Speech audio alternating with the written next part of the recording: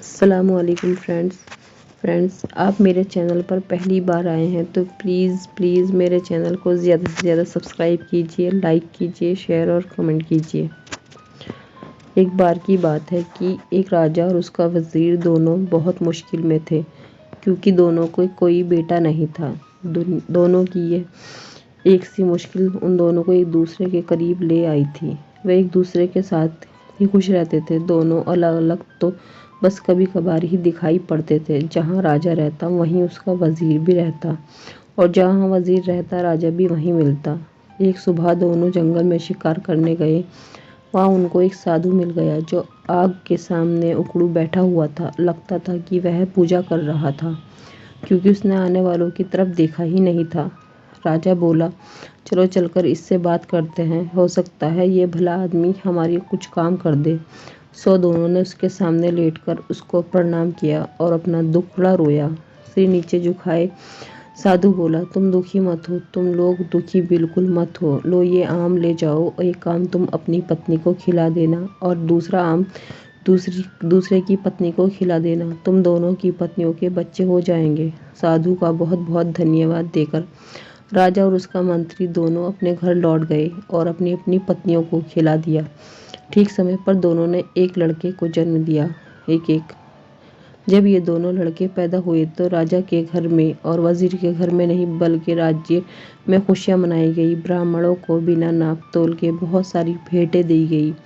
गरीब लोगों को खाना खिलाया गया। सारे कैदी छोड़ दिए गए। देश में एक समय पहले कभी किसी ने नहीं देखा था, जैसा कि सोचा जा सकता था। दोनों घरों में दोनों बच्चों की खास देखभाल की गई। जब वे बहुत छोटे थे तो उनकी देखभाल के लिए कई दाइयाँ रखी गई, और जब वे कुछ बड़े हो गए तब उनको कई टीचर पढ़ाने के लिए रखे गए।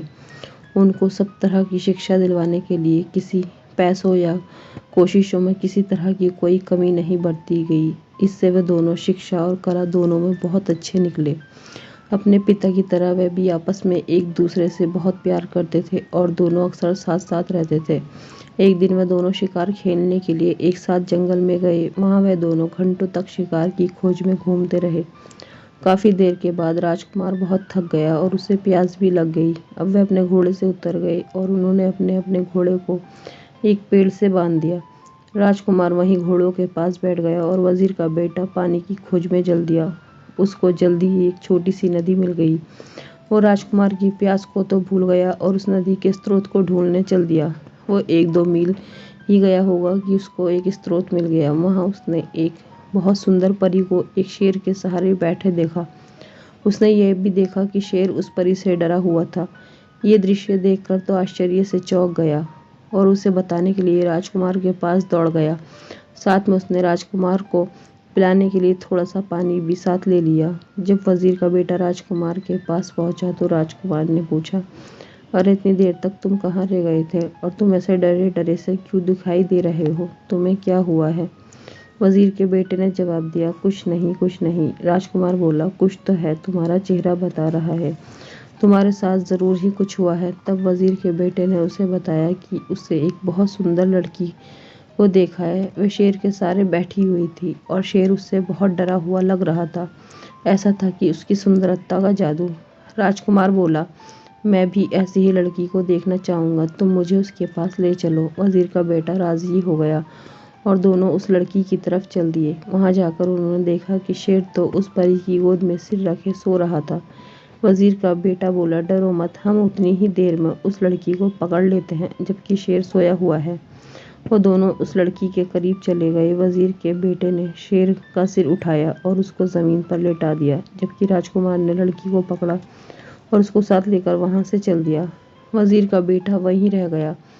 जब शेर जागा तो वहाँ वजीर के बेटे के अलावा किसी और को ना देखकर बोला, अरे वह परी कहाँ गई? वजीर का बेटा बोला, मेरा दोस्त उसको ले गया है। शेर बोला, तुम्हारा दोस्त? तुम उसको अपना दोस्त कहते हो जो तुमको मरने के लिए यहाँ छोड़ गया है। वह तुम्हारा दोस्त नहीं, वह तो तुम्हारा सबसे बड़ा दुश्मन है। कोई सच्चा दोस्त इस तरीके से अपने दोस्त के साथ नहीं करेगा जैसा उससे तुम्हारे साथ किया है। अब मैं तुम्हें सच्चे दोस्त की एक कहानी सुनाता हूँ। एक बार की बात है, 3 दोस्त थे। एक राजकुमार था, एक ब्राह्मण, एक बड़ी। तीनों के पास इतनी अपनी खास चतुराई थी। राजकुमार मुश्किल से मुश्किल और पेचीदा से पेचीदा मामलों को बहुत जल्दी सुलझा लेता था। ब्राह्मण मरे हुए आदमी को जिंदा कर सकता था और बढ़ई चंदन की लकड़ी का ऐसा घर बना सकता था जो उसके मालिक के कहने पर कहीं भी जा सकता था। एक दिन ब्राह्मण और उसके माता पिता में कुछ कहा सुनी हो गई तो उसके माता पिता ने उसे घर से निकाल दिया। इस परेशानी के समय में वह अपने दोस्तों के पास पहुंचा और जाकर उन्हें सब बताया। उसने उनसे कहा कि वे उसके साथ किसी दूसरे देश चले। राजकुमार और बढ़ई दोनों राजा हो गए और तीनों वह देश छोड़कर वहां से राजी हो गए और तीनों ही वो देश छोड़कर वहां से कहीं और चल दिए। वह लोग बहुत दूर नहीं गए थे कि राजकुमार किसी वजह से रुक गया, पर बढ़ई और ब्राह्मण आगे चलते रहे। कुछ देर बाद राजकुमार जल्दी जल्दी आगे चला ताकि वह अपने दोस्तों को पकड़ सके, पर बदनसीबी से वह बहुत दूर चले गए और उनको न पा सका। वह इस आशा में चलता रहा कि वह अपने दोस्तों को ढूंढ लेगा, पर जब काफी दूर जाने पर भी वह उसको नहीं मिले तो उसको लगा कि वह इतने तेज क्यों जा रहे थे कि वह उनको पकड़ ही न पा रहा था। इस पर बीच ब्राह्मण और बढ़ई दोनों बहुत ही धीरे चल रहे थे। वह सोच रहे थे कि राजकुमार अब तक उनको पकड़ क्यों नहीं पाया। वह लोग तो बहुत धीरे धीरे जा रहे थे। आखिर ये सोचकर उन्होंने उसके आने की आशा छोड़ दी कि शायद उसको घर की याद आ रही होगी तो वह वापस चला गया होगा। चलते चलते राजकुमार एक बहुत बड़े मैदान में आ निकला जिसके बीच में एक बहुत बड़ी शानदार बिल्डिंग खड़ी थी। उसने सोचा, यहाँ कौन रहता है? यकीनन कोई ताकतवर आदमी ही रहता होगा, मैं जाकर मालूम कर लूं। सोचते हुए इस बिल्डिंग के दरवाजे तक गया और दरवाज़ा खटखटाया तो एक बहुत ही सुंदर लड़की ने दरवाज़ा खोला। बड़ी मीठी आवाज़ में उसको अंदर लाने के लिए कहा। जब वह अंदर आ गया तो वह रो पड़ी। राजकुमार ने उसके रोने की वजह पूछी तो वह बोली, तुम्हारी सुंदरता और तुम्हारी जवानी देखकर मुझे तुम पर दया आती है। अनजाने में ही तुम अपनी मौत के मुंह में आ फंसे हो। तुमने यहाँ आने से पहले यहाँ के बारे में जानने की कोशिश क्यों नहीं की? क्या तुमको पता नहीं है कि यहाँ एक राक्षस रहता है जिसने कहीं मीलों दूर तक के सारे आदमियों को खा लिया है? अफसोस, अब तुम्हें मैं क्या बताऊँ, मुझे डर है कि वह तुम्हें भी खा जाएगा। राजकुमार बोला, नहीं नहीं, तुम इतनी नाउम्मीद न हो, धीरज रखो, मुझे उसके बारे में बताओ, शायद मेरी जान बच जाए। वो लड़की सिसकते हुए बोली, पर मुझे पता नहीं कि मैं तुम्हारी सुरक्षा के लिए क्या करूं। फिर उसको मकान के पीछे वाले कमरे की तरफ ले गई। वहां उसमें रखे एक बड़े बक्से में उसको बंद कर दिया। उससे बोली, अब तुम यहाँ तब तक चुपचाप रहो जब तक मैं यहाँ दोबारा आती हूँ। भगवान तुम्हारी रक्षा करे। शाम को राक्षस लौटा तो उसकी तेज सूंघने की ताकत ने उसे बता दिया कि वहाँ कहीं कोई आदमी मौजूद है। उसने लड़की से पूछा, क्या तुम्हारे अलावा यहाँ कोई आदमी है? कौन है वह? कहाँ है वह? जल्दी बताओ, मुझे बहुत जोर की भूख लगी है। लड़की बोली, लगता है आज तुम्हारी तबीयत ठीक नहीं है। यहाँ कोई आदमी नहीं आया। तुम क्या समझते हो कि यहाँ आने की कोई हिम्मत करेगा जो सारी दुनिया के लिए भयानक है? ये सुनकर राक्षस चुप हो गया। स्त्री ने देखा कि उसकी शब्दों का असर उस पर हो गया है तो उसकी हिम्मत बढ़ गई। उसको उससे मजाक सूझा तो उसने उससे उसकी जिंदगी के बारे में कुछ जानना चाहा। वह बोली, तुम मुझे रोज इस घर में अकेला छोड़ जाते हो और जब तुम चले जाते हो तो मुझे यही नहीं पता होता कि तुम कब वापस लौटोगे। कभी कभी मुझे लगता है कि शायद तुम कभी वापस नहीं लौटोगे और तब मैं सोचती हूँ कि मैं किधर जाऊँगी, क्या करूँगी। तुम्हारी वजह से लोग मुझसे नफरत करते हैं तो मुझे लगता है कि किसी दिन वे मुझे मार देंगे। तुम ही बताओ कि मुझे डरने की कोई ज़रूरत नहीं है। राक्षस बोला, प्रिय रो मत, तुम्हें डरने की कोई ज़रूरत नहीं है क्योंकि मैं कभी नहीं मरूंगा। फिर उस बिल्डिंग के एक बहुत बड़े खम्भे की तरफ इशारा करते हुए बोला, जब तक यह खम्भा न टूट जाए मैं नहीं मर सकता। पर यहाँ कौन है जो ये बात जाने? अगली सुबह जैसे ही राक्षस बाहर गया, वह लड़की गई और उसने राजकुमार को आज़ाद कर दिया। उसको रात वाली सारी बातें बता दी। राजकुमार ये सुनकर बहुत खुश हुआ। वह बोला, बस यही समय है, मैं इस खम्भे को तोड़ देता हूँ, उस राक्षस को मार देता हूँ। ऐसा कहकर उसने खम्भे को मार मार कर तोड़ दिया जब तक उसके सैकड़ों टुकड़े न हो गए। ऐसा लग रहा था कि राजकुमार की हर चोट सीधी राक्षस पर पड़ रही है, क्योंकि जैसे ही वह खम्भे को मारता राक्षस बहुत जोर से चिल्लाता था। जब खम्भा टूटकर गिर गया तो राक्षस भी मर गया। अब राजकुमार उस सुंदर लड़की के साथ उस घर में रहने लगा। आसपास के लोग उसका राक्षस को मारने के लिए धन्यवाद करने लगे। उसके बाद उस देश में शांति और खुशहाली छा गई। आसपास की जमीन में फिर से खेती होने लगी। गांव बसने लगे। वातावरण में लोगों की हंसी और संगीत गूंजने लगे। पर सच्ची खुशी हमेशा के लिए तो नहीं रहती। एक दिन वह लड़की अपने घर की एक खिड़की के सामने अपने बाल संवार रही थी। बाल संवार कर कंघी उसने खिड़की की दीवार पर रख दी और एक कौवा वहां आया और उस कंघी को लेकर उड़ गया। वह उसको बहुत दूर समुद्र के पार लेकर उड़ गया और वहां जाकर उसको पानी में गिरा दिया। वहां उसको एक बड़ी सी मछली ने निगल लिया और इस मछली को इत्तेफाक से एक मछुआरे ने पकड़ लिया। उसने देखा कि मछली बहुत बढ़िया थी। उसे वह राजा के महल में राजा के खाने के लिए दे आया। जब रसोइया मछली साफ कर रहा था तो उसको इसके पेट में एक कंघी मिली। उसको यह बड़ा अजीब सा लगा, सो वह उसको राजा को पास ले गया। राजा ने जब वह कंघी देखी तो उसने उसके मालिक से मिलने की इच्छा प्रकट की। उसने चारों तरफ अपने आदमी भेजे कि वह उस कंघी वाली का पता लगाया कर आए और उसको बहुत बड़ा इनाम देने का वादा किया जो उसके पास ले आएगा। कुछ समय बाद एक स्त्री मिली जिसने कहा कि वह उस कंघी वाली को पहचानती है और उसने यह वादा भी किया कि उस कंघी की मालकिन से राजा को मिलवा देगी।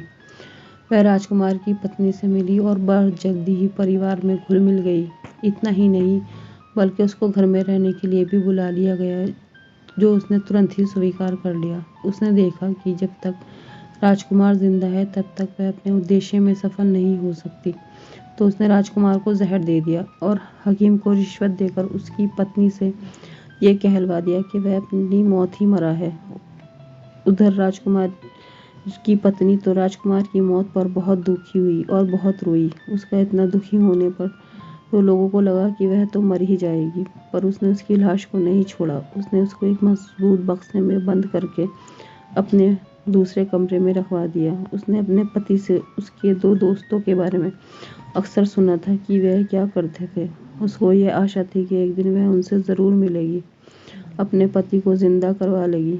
जैसे ही उस स्त्री को मौका मिला उसने उस लड़की को उसका घर छोड़ने के लिए और अपने साथ रहने के लिए कहा कि वह तो काफ़ी परेशान थी। कुछ दिन वह वहाँ से कहीं दूर रहेगी तो उसको थोड़ी शांति मिल जाएगी। लड़की राजी हो गई, उसके साथ चली गई।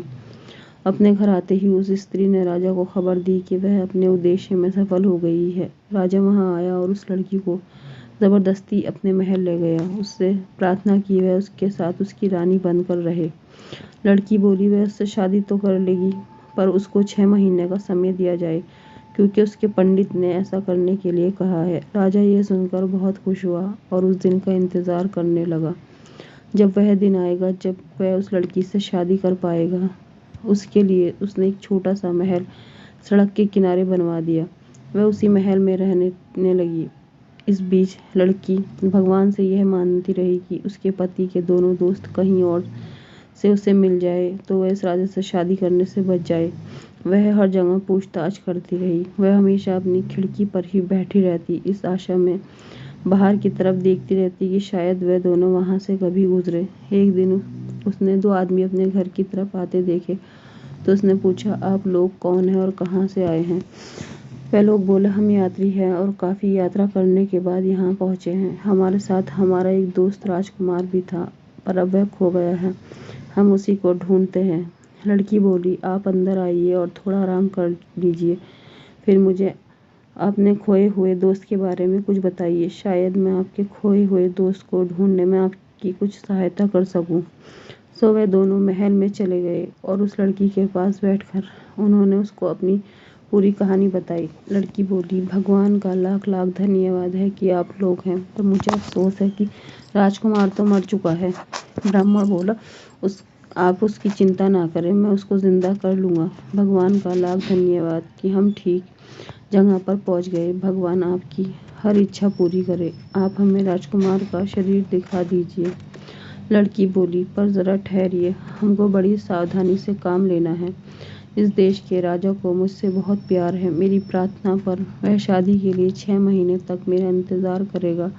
6 महीने पूरे होने वाले हैं और 6 महीने पूरे होते ही वह मुझको यहाँ से ले जाएगा।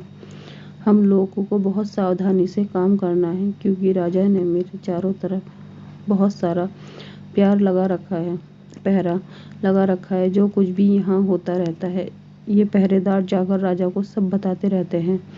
मुझे यकीन है आपका यहाँ होना भी राजा को पता चल गया होगा। अब देखना यह है कि हम यहाँ से निकले कैसे। बढ़ई बोला, राजकुमारी आप डरिए नहीं। अगर आप मुझे ज़रा सा चंदन की लकड़ी का टुकड़ा ला दे तो मैं उससे एक ऐसा महल बना दूंगा जो उसके मालिक की इच्छा पर इधर से उधर जा सकेगा। लड़की बोली, ठीक है, मैं देखती हूँ। इसी समय उस लड़की ने एक दूत राजा के महल की तरफ एक संदेश लेकर भेजा। मैंने आपसे शादी करने का फैसला किया है। हमारी शादी का दिन पास आ रहा है। आप मुझसे खुश रहें। आप मुझे 300 मन चंदन की लकड़ी भिजवा दें। राजा ने तुरंत ही उसकी बात मानकर उसको 300 मन चंदन की लकड़ी भिजवा दी और बढ़ई ने उससे मकान बनाना शुरू कर दिया। जब मकान बनकर तैयार हो गया तो लड़की ने राजा को एक और संदेश भी भेजा। ओ भले शानदार राजा, हमारी शादी का दिन अब पास आ रहा है, तो आप मेरी भाभी और नंद को यहाँ तुरंत आने की इजाज़त दें। मैं अपनी शादी के बारे में उनसे कुछ सलाह लेना चाहती हूँ। राजा ने उसकी ये प्रार्थना भी मान ली। जैसे ही वह दोनों स्त्रियाँ उस लड़की के पास चंदन के मकान में पहुंची, वैसे ही बढ़ई ने उस मकान को राक्षस के मकान के पास जाने के लिए कहा। वहाँ उनको राजकुमार मिल जाता और वह राजा से दूर आराम से रहते। बढ़ई के कहते ही चंदन का मकान उड़ चला। वह इतनी बेआवाज़ उड़ा कि किसी को पता ही नहीं चला कि क्या हो रहा है। वह सब तो उस बनावट की ही तारीफ करने में लगी थी कि अचानक उन्होंने अपने आप को मरे हुए राक्षस के महल के पास पाया। लड़की ब्राह्मण को राजकुमार की लाश के पास ले गई। ब्राह्मण ने उसे अपना हाथ छुआया तो वह जिंदा हो गया। सब लोगों में खुशी की लहर दौड़ गई। राजकुमार की शादी लड़की से कर दी गई। बाद में पता चला कि वह तो उस समय के एक बहुत बड़े ताकतवर राजा की बेटी थी। राजकुमार के दोनों दोस्त बढ़ई और ब्राह्मण की शादी राजकुमारी की नंद और भाभी से करा दी गई।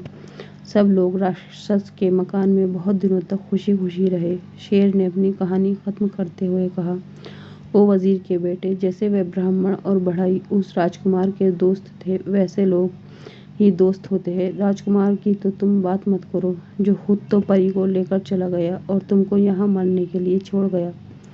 उसको तुम अपना दोस्त मत कहो, वह तुम्हारा दोस्त नहीं है। खैर, तुम मरोगे नहीं, मैं तुम्हें कोई नुकसान नहीं पहुँचाऊँगा।